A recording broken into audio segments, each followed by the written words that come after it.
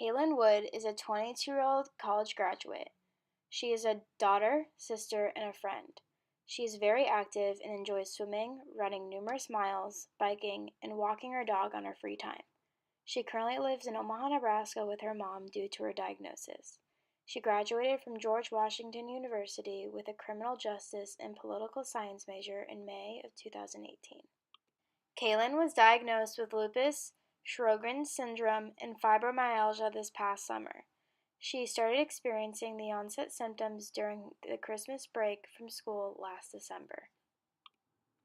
According to the Lupus Foundation of America, lupus is an autoimmune disease that can affect almost any part of your body, including your joints, skin, kidneys, heart, lungs, or blood.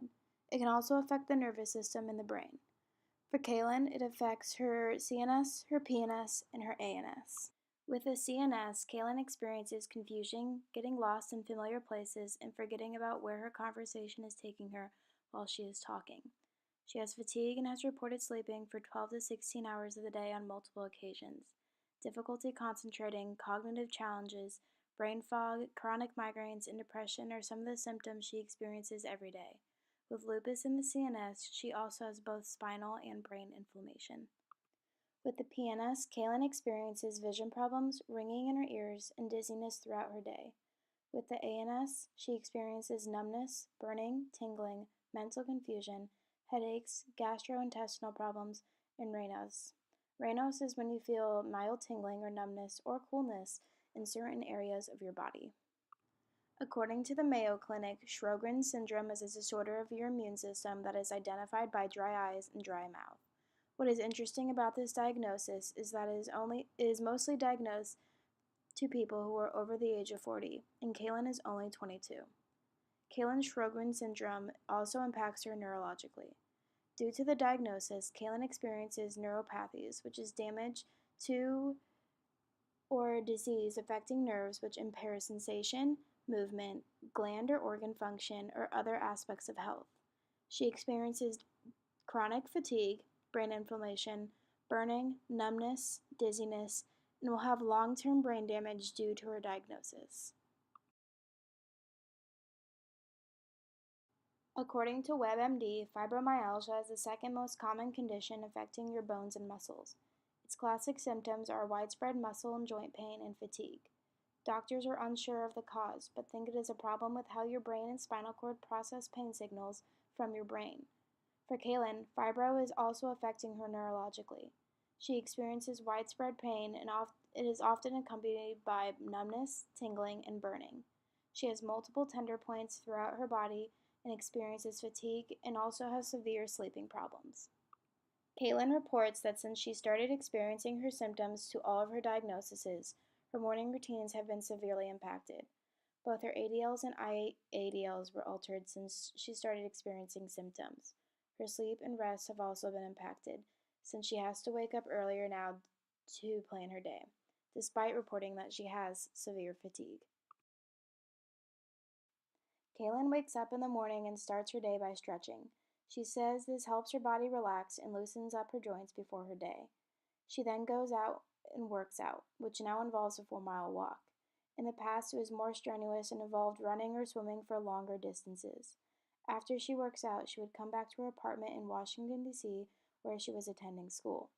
This is when she would take her first round of medications for the day and apply eye drops.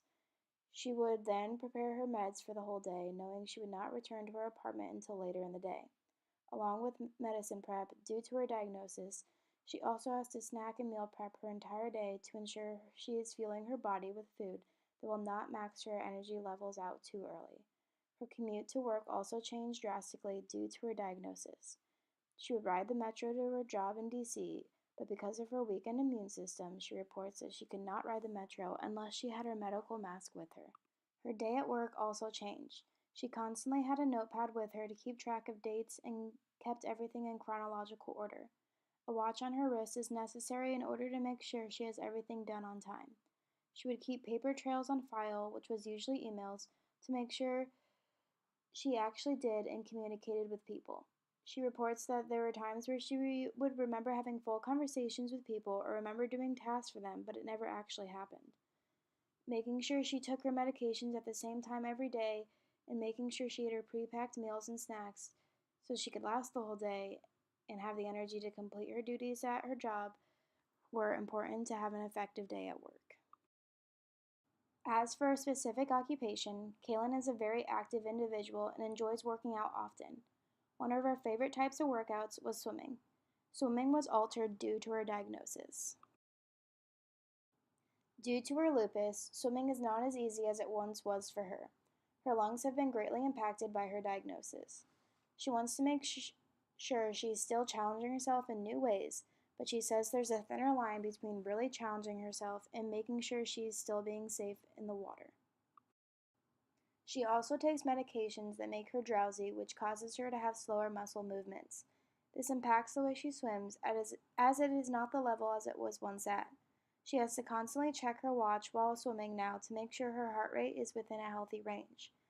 Ensuring that it is not too high or not too low is an essential step in her day. Her swimming workouts used to be fixated around reaching a certain goal, but now it is essential that she focuses on just making her new routine with swimming a habit.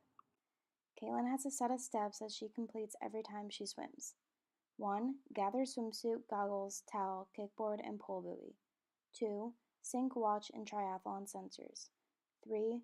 Change into swimsuit. 4. Decide on workout type. 5. Enter the pool and stretch arms and legs for 5 minutes. Get used to the temperature. 6. Put on and adjust cap and goggles. 7. Swim a 400 to 600 yard crawl to warm up and acclimate the body. 8. Move on to either complete a drill set or a kick set. 9. Complete the main set of the workout. 10. Conclude with a 400 to 600 yard crawl. 11. Change out of swimwear, dry hair. 12. Consume a high protein and high fat snack. 13. Download, watch the TriGear information to computer. 14. Compare any new stats to stats from previous workouts. 15. Note any sore or tense muscles. Make note of changes in heart rate. And 16. Roll out muscles and complete the recovery stretches. Moving on to performance skills, KaLynn's motor, process, and social interaction skills were affected with her occupation of swimming due to her diagnosis. The first one for motor is manipulates. Due to her diagnosis of lupus, KaLynn often feels numbness in her hands. Movements often feel foreign to her when she uses fine motor skills in her hands. This does not affect her a lot while actually performing the occupation of swimming, but when grabbing supplies and manipulating her Garmin watch, it affects her fingers. The second motor skill is paces. KaLynn's major diagnosis of lupus leaves her severely fatigued.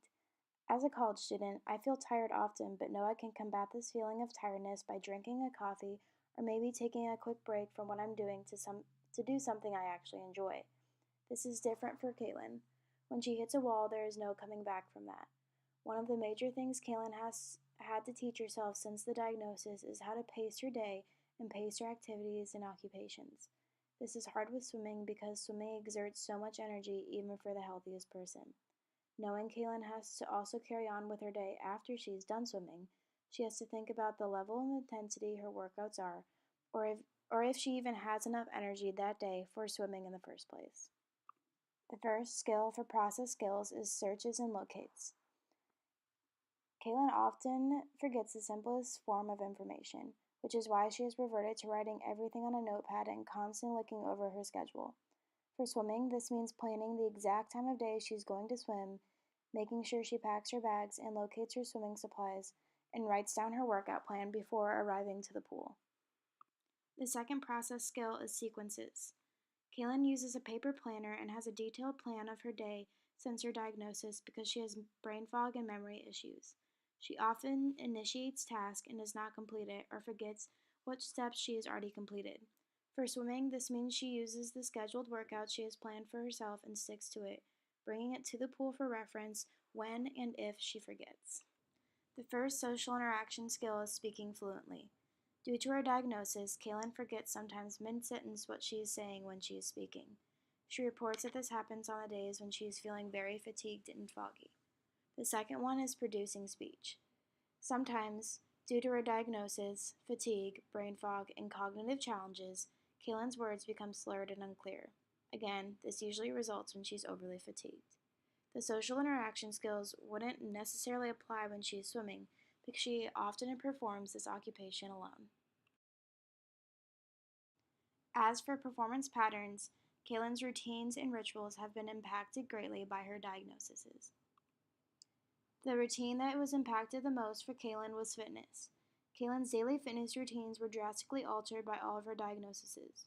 When you don't have a chronic illness, KaLynn emphasized that you are able to power through without any limitations. When you have an illness, you will eventually hit a cap. KaLynn used to be able to wake up and run 10 miles a day, but the cap she can hit today without overdoing it is about 2 miles. As for swimming, she used to challenge herself to swim 600 yards in the pool, but now on a good day, she can usually swim about 200 yards. The ritual that was altered for KaLynn was her food and meal prep. KaLynn was a normal girl in her 20s before her diagnosis. She would eat for leisure rather than fuel and never had a set time for meals. She would eat whatever and wherever. Now she knows her food is her fuel and she has to eat to keep her energy up during her normal day and during her occupation of swimming.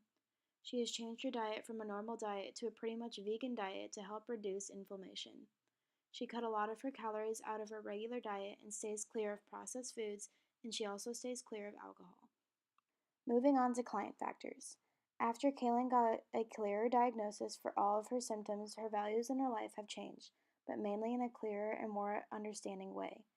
KaLynn knows she needs to work harder to accomplish things that were simpler for her before. She knows she needs to be open to different methods to help her that she did not value once before, including, but not limited to, essential oils, yoga, and meditation. KaLynn sees every day as a new day. If she had a bad day previously, thinking about that is not going to benefit her the next day. Keeping that in mind, she may have had a great day previously, but fatigue and fogginess could be looming for her the next day. Having a flexible schedule is essential for her life now. Canceling plans happens a lot in KaLynn's life. Schedules are another aspect in KaLynn's life that are valued a lot now. An everyday schedule, eating schedule, and medicine schedule is something that is part of her life. Finally, KaLynn has learned to value the skill of patience. Having a neurological disorder means having patience and understanding for what is going on in the body and knowing people surrounding may not fully understand. Instant gratification is something our generation seems to value, so KaLynn explains having patience can be hard in our day-to-day life. As for beliefs, KaLynn's neurological disorder has given her a lot more perspective and more respect for others dealing with chronic illnesses. She is a lot more grateful for the good days she has now and knows she can overcome the bad days. She knows that this is an opportunity to grow in new ways that she has never thought imaginable. As for fitness, she used to believe that it was about what she wanted to do, but knows now that it is about moderation and slowing it down. Life is now about taking it one day at a time and appreciating the small things. KaLynn's main takeaway about spirituality is giving it the best you can, utilizing the support groups offered and knowing that they can help you grow individually and help others grow around you as well. KaLynn credits her positive outlook on all this on her optimistic family. Her father died of Parkinson's disease when she was a freshman in college, so she explained to me that she has already had enough time asking the why me questions. So she did not do that this much this time around. This is not an end game for KaLynn, this is manageable. Her neurological disorders have strengthened her spiritually, and she accepts the challenge to keep it strengthening her even more. The two body functions that have been impacted are memory and sleep. For memory, KaLynn often forgets where she is going when she is going. For her swimming, this impacts her by getting to the pool's location. Sometimes this is a concern because she reports that she takes the long way home, which means she gets lost. This can be scary, especially when she was a student in Washington, D.C. KaLynn's sleep has been impacted by the neurological disorders. She has trouble falling and staying asleep sometimes, so she makes sure she is in bed without screen time at the same time every single night. When she is feeling fatigued, she can sleep for 16 hours a day, but she forces herself to get up and get going, knowing that the fatigue is going to be there anyways. She knows it's a harder battle to get up, but knows it's possible and necessary to go about her day.